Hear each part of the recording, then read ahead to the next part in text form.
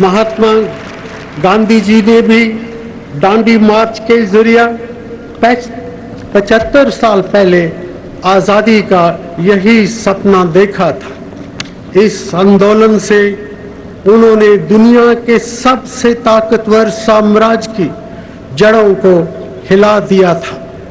हमें आज के दिन राष्ट्रपिता महात्मा गांधी के त्याग और बलिदान तथा उनकी कल्पना को याद करना होगा और ये विचार करना होगा कि हम उनकी कल्पना को साकार करने में कितने कामयाब रहे हैं।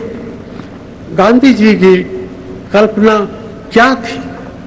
उन्होंने कहा था, मैं ऐसे भारत के लिए प्रयास करूंगा जिसमें गरीब से गरीब आदमियों को ये अनुभव हो कि देश उनका है और इसके निर्माण में उनकी कारगर भूमिका है।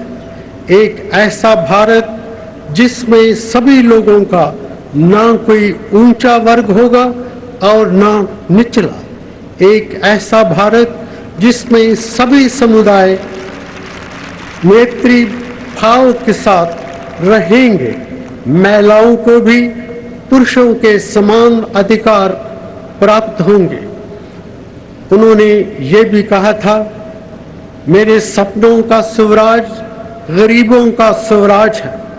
मुझे इसमें तनिक भी संदेह नहीं है कि जब तक गरीबों को सामान्य सुख सुविधाओं की गारंटी नहीं मिलती तब तक स्वराज पूर्ण स्वराज नहीं माना जा सकता।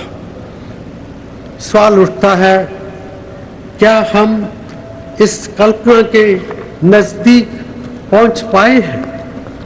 भाइयों और बहनों, गत वर्ष में हमारा प्रयास यही रहा है कि हम महात्मा गांधी जी की कल्पना के भारत का निर्माण करें। अपनी सरकार के न्यूनतम साझा कार्यक्रम का भी यही मकसद है। पिछले साल मैंने इसी दिन लाल किले से कहा था कि मुझे कोई वादे नहीं करने हैं बल्कि वादे निभाने हैं। वादे पूरे करने के लिए हमने कई महत्वपूर्ण कदम उठाए और देश की तरक्की के लिए अनेक अहम फैसले लिए। ये फैसले लेते समय हमारी नज़र हमेशा आम आदमी पर रही है। हमारी सरकार की यही कोशिश रही है कि हमारा देश दिनों दिन प्रगति के रास्ते पर बढ़ता जाए और विकास के लाभ समाज के हर तबके को समान रूप से मिले। हमारा लक्ष्य सिर्फ आर्थिक विकास ही नहीं रहा बल्कि ऐसा विकास जिससे आम आदमी के जीवन में सुधार हो। आज हमारे देश के आर्थिक क्षेत्र में जबरदस्त तरक्की हो रही है। गत वर्ष हमारे आर्थिक विकास की दर 7% रही है और इस वर्ष भी ऐसा ही रहने की उम्मीद है। हमारे इतिहास में इस तरह की तरक्की कभी नहीं देखी गई।